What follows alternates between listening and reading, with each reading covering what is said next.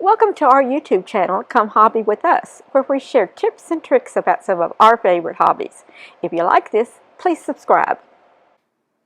This video demonstrates how I water bath can a wonderful squash, tomato, and onion side dish. This is good by itself, or on top of pasta, or mixed in a salad. Just be creative. Oh, good morning. Welcome to Finalizing. Today we are going to be making canning squash in two different ways. Before we cut up this last squash here, I put a little bit of oil in my Dutch oven, and I pre-chop all my onions and put them in bags so that when I'm ready to do something, I don't have to sit there and chop onions. And I'm just going to put a nice amount of onions in here. Some of them frozen, it'll fall as they're cooking. Let's put a little more. We're going to make a bunch of this. Okay. Now, while those are just slightly sauteing, I don't have it on real high, just a medium high. We're going to do our squash. We had a lot of squash.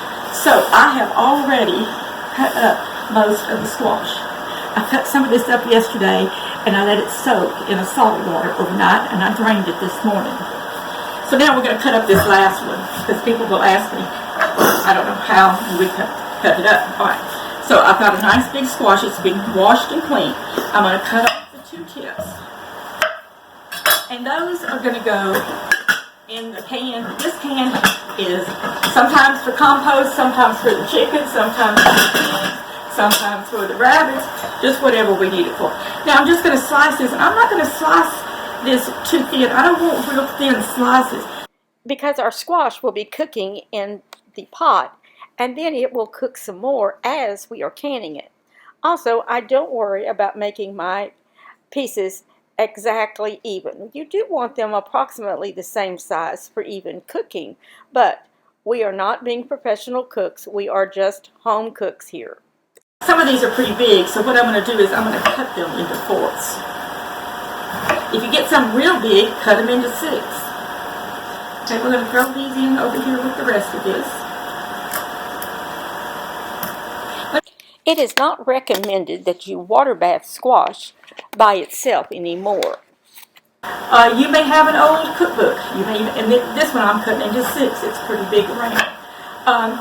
You may have an old ball canning cookbook, or your mama used to do it. You might have used to done this, where you put you canned the squash in these chunks, and you pressure canned it.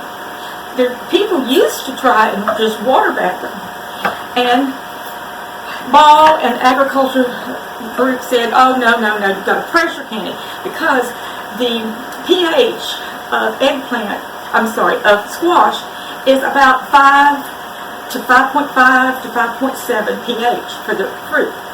Well, for the vegetable. Well, you don't want to water bath anything where it is under, say, 4.5. If it's 4.9, you're iffy for water bathing. So you can do tomatoes. They're about 4.5. But what we're going to do is we're going to follow some newer guidelines. We cannot can the squash by itself. There are safety hazards today. You say, well, my mama did it. Well, if you want to do it, go ahead. That's your business. But I do not like to take chances. So what we're going to do is we're going to cook some squash into a side dish that I love. It's got tomatoes and onions in it. We're going to cook the squash in that, and then we're going to can the side dish, because the tomatoes and other products I'm going to add will bring the pH level down enough that we can water bath it, and it will be safe. Then we're going to leave a little bit of this out, and we're going to make some some squash relish this afternoon, and that is delicious. So we're going to do 2 different cannings today with our squash. So I'm going to check on these onions. We don't need to cook them all the way as much as I would if I was making this dish for now, because all of this is going to cook more when we get it in the jars and we get it in the water bath canner. Okay, so I think those have done enough for right now. And what we're going to do is we're going to add some of our squash, but we're going to save some of this for later. Got good clean hands. And no, I'm not measuring anything. I'm just going to fill up this Dutch oven with squash and tomatoes. Okay, let's leave room for some tomatoes here. A little bit. Okay. We'll save the rest of the squash for this afternoon to make some relish. I have already done some tomatoes where I've peeled them and gotten them ready, just kind of squished them all up. You can even use canned stewed tomatoes for this if you wanted to. Okay, and I'm going to put this in here and stir this up. So these are our three main ingredients in here. Is our tomatoes, our squash, and our onions. I don't worry about putting garlic in too much because the garlic really doesn't do as well in the canning jar. And so I try not to do that. While that's cooking, we're going to chop up some herbs to put in this. Turn the fire off for a few minutes. Let's go ahead and get this heating back up. And while that's heating up, we're going to do our herbs that we're going to put in this. I've got some beautiful herbs fresh from the herb garden this morning. I've got some sage and oregano and some basil, some rosemary, some thyme. I even picked some sweet mint leaves. They're going to be really good. Now, they've all been washed. I like to tear off the little pieces of stem. Get the leaves off of these. Just put them over here. Put everything in a big pile. Okay. Some of these like this, we can just pull the leaves right on down.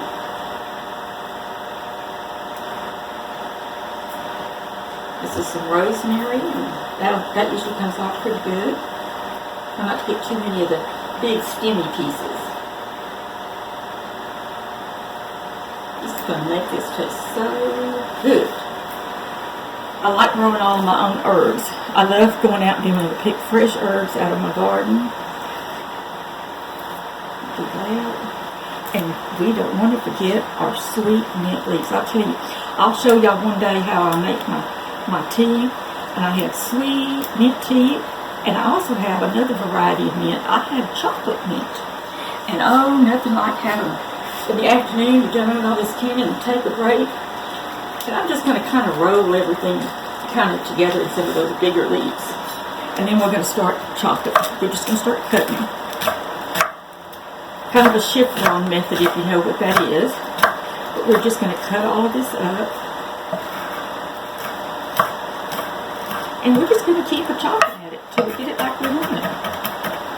And when I'm doing those, I kind of take my knife here and hold it, and I keep that in, and then I can kind of do a lot of cutting real quick.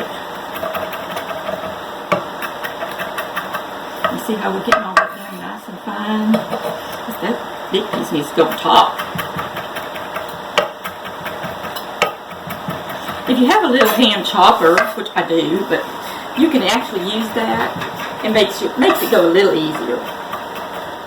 But I'm a person that likes to do as much of it by hand as I can.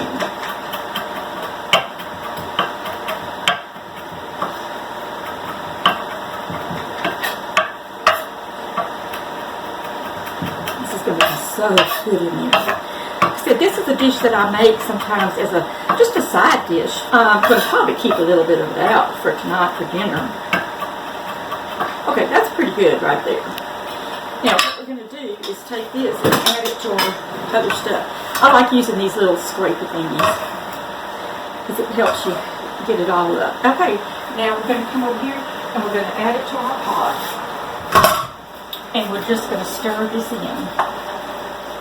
See, our pot's starting to get a little hot. I don't know if you can see a little bit of the steam coming, not much. But we're going to just stir this in real good. Our tomatoes, our herbs, or squash or onions in here. And I have this on just a medium-high heat. I don't have it up real high. If you look, it's starting to bubble a little bit. I don't want to cook that squash all the way through. I just want it to start softening a little bit. While doing that, we're gonna clean up our little herb mess, and we're gonna add 2 more things. So, as you know, we don't throw things away around here at This Do. God was gracious to give us all of this. I use as absolutely as much of it as I can. Now, the tomatoes are going to bring the acid level down in the squash a little bit, and the onions will too. But I'm going to do something to bring this acid level down a little more. We're going to add some apple cider vinegar, or you can add regular vinegar. And if the cameraman would get up close on here, it will tell you right here, it's got a 5% acidity. When you're canning, you want a vinegar or an apple cider vinegar that is 5% acidity. Okay? So if you get an off-brand or something, you want to be sure that you measured out half a cup. For this big pot, I'm going to do half a cup of apple cider vinegar. We have lowered the pH by a lot. I've also measured out about half a cup of sugar. You could do the sugar more or less to your taste. I'm going to stir this in. And we're going to give this anywhere from 3 to 5 minutes to cook. Like I said, we're not cooking it all the way through. Oh, look at this. Can you see all those herbs in there? The onions, the herbs. Oh, and it's going to have that a sweet vinegary taste because we've got sugar, so it's not going to be too acidy for us. I tell you, I cooked this the other night when my sister visited. It was so good. Okay, so what we're going to do is I'm going to put the lid on just slightly off to the side, and we're going to give this 3 to 5 minutes, and I'll come back and check it, and I'll show you what it looks like when it's ready. This is about done. I'm going to move it over here, and you'll see it a little better. But let's get this off of the fire. Now, mind you, I use a lot of old towels and cover my workspace. Sometimes I get a little messy. We're going to talk about several things. Let's go through. You can look at this. You can see it's got a little watery stuff in it. But your squash is not totally done, okay? Which is good. We don't want it so squishy and soft that when we can it, it gets to be more. Alright, so we've got this ready to put in the pans. Now we have to have several other things ready. I've laid out my utensils. We're going to need a wide mouth funnel. We're going to need a ladle. Over here, we're going to need what's called a jar lifter, okay, so that we can lift the jars in the hot water. We're going to put about half a teaspoon of salt in each jar. And again, I have this is water and some of the vinegar. And I use a little rag to wipe the rims. I use this little spatula to get air bubbles out. So something along these lines. They make a little tool that keeps the head space and gets air bubbles out. But this will work just fine. The edge of a knife, not quite as good. You want something as thin and straight as you can get it. Okay, and I've got my teaspoon out. Now we have to get our jars ready. I have out 7 pint jars with the lids and rings. Now, you may want to simmer these in a pot on the stove. You can put them in your dishwasher on a sterilization thing. My water here gets so hot, and I can touch hot water so easily, that I simply use my jars in a very hot thing to sink, but I've let it soak. Alright? So, and over here I have my water getting ready in my canner. This is my one of my water bath canners. And I have measured, right now the water is at 172. I want that water between about 170, give or take some. Sometimes I do it at 160, sometimes at 180, but somewhere in that range. Okay, so we're going to take our jar.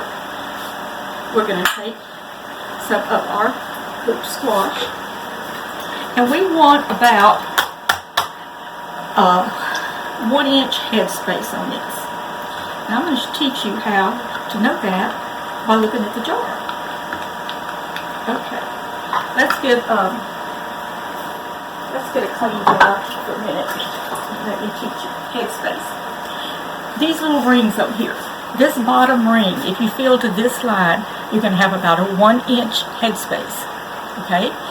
If you come up right here where this is, that's about a 1/2-inch headspace. And if you follow that around toward the end, that's about a 1/4-inch headspace.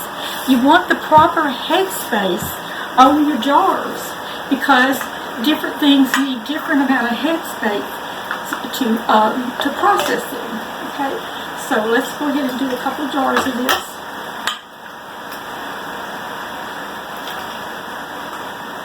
Okay, that looks like about 1-inch headspace on both of those. What I do next is I make sure I get any air bubbles out. If you do, and it goes down a little bit, you can add some to it. Okay, I'm going to add let's see if we can add a little piece of squash to this. Make that go up just a smidgen. Okay, that'll be good. Alright, then I'm going to take lids and rings. And I, of course, choose making this again. Before I add the rings, however, I'm going to do a couple of things. I'm going to wipe this to make sure I've got no drips, and that's with the water and vinegar. I'm going to put, I think I'm going to put 1/2 teaspoon of salt, since they're pints. Okay. And I'm using kosher salt. You can use a pickling salt. You can use no salt, and salt it when you put it on the table. Next, I'm going to put my jar lid on here, and I'm just going to do this so that it's finger tight. Okay, sometimes it helps if I hold this. Okay, finger tight. Now, don't force it. Okay. And also, be sure you're using new lids. Don't use lids that have been used before. Okay. Then with the jar lifter, and my jars aren't, I can touch stuff real hot, but let me show you how you would use a jar lifter. You take it and you put this on here, you squeeze that up here, it's not going anywhere, and you can move and lift that jar, and we will definitely need this when it comes out. Okay, there's 2 jars in here. Let's work real quick and see if we can get 5 more jars. 7 jars in this canner. And I have a little left over, which I will either have tonight or I'll do some more canning this afternoon. You take this here and just lift it down in there. Now you want that water to be at least 1 inch when you water bath it. You want the water to be over the tops, okay? I usually have some boiling water ready. That's probably enough, but I'm going to add some hot water in here. As I said, my water is very hot. And since I don't have to add a whole lot, I'm not going to change the temperature a great deal. Okay, I like how, I think that's a little better. What do you think? Okay, what we're going to do is we're going to wait for this to come to a boil. We're going to put the lid on now. Once this comes to a boil, we're going to start timing this. We will time it for 20 minutes. We're going to water bath this for 20 minutes. I'm playing a little on the safe side because the tomatoes and the squash were both at a high end with your pH. So even though we've brought that down with the other, tomatoes a lot of times you can do at 20 minutes. So that's what we're going to do. Now, if you live at a higher elevation, of course, you need to adjust for that. Check your heating books for what you're elevating, for how long you adjust for your elevation. But for right now, this is going to be here for about 15 minutes. After the 15 minutes, I will turn the fire off. I don't start counting now until it's a boiler. After the 15 minutes, I will take the lid off. I will turn it off, and I will leave it sitting for 5 minutes before I remove the jars. You want to let it cool down just a little bit, okay? I'll show you that in just a little while. 20 or 15 minutes? 20, you said both. I'm sorry. 20 minutes. I think it would be safe at 15 minutes, but I'm going to go ahead and do for about 20 minutes. Okay, we're back in the kitchen. My jars have boiled for the 20 minutes. I turned the fire off. I removed the lid. and I let them cool for 5 more minutes. Now, because I have this rack, I did use some pot holders, and I lifted this up so that I can get to them better. Using my jar lifter, to get that first jar out, but I haven't been there so good that sometimes that first was a little hard to get out.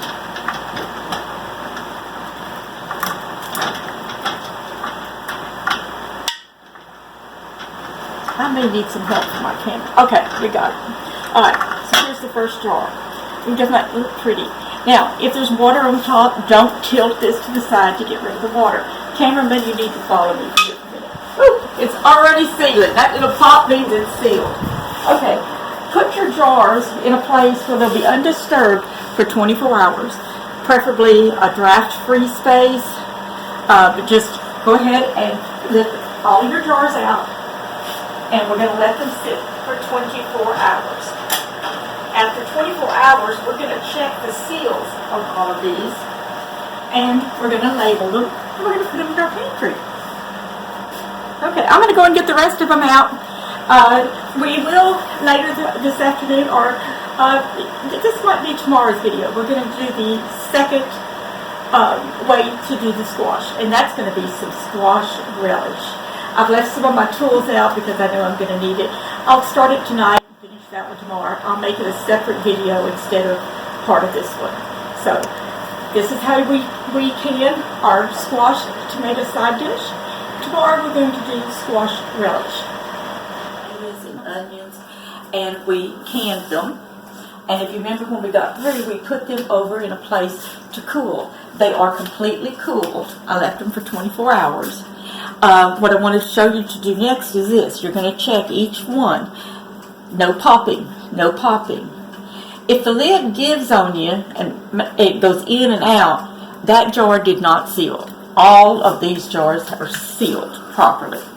If you have a jar that did not seal, you have several things you can do. You could take this particular item out, put it in a Ziploc, and put it in the freezer. You could freeze that batch.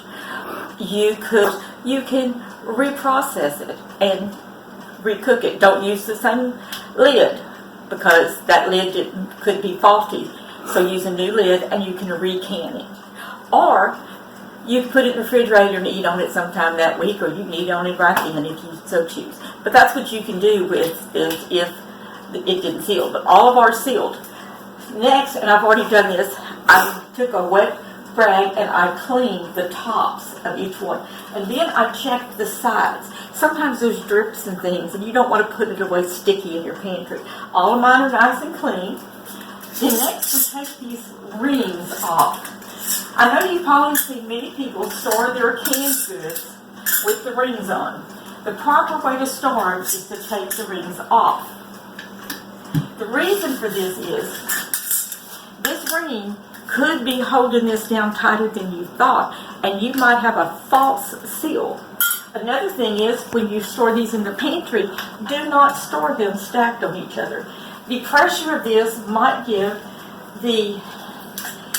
you a false seal, where it looks like it's stuck down, but it's not stuck down from the pressure that we cooked it with, or the water bath. It's stuck down because another lid got on top of it. Okay, we get all of these lids off. Then we want to label these.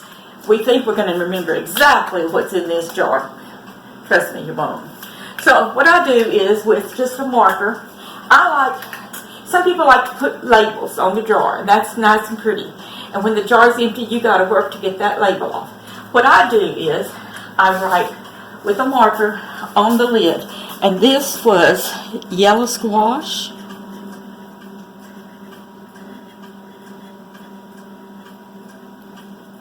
with tomatoes.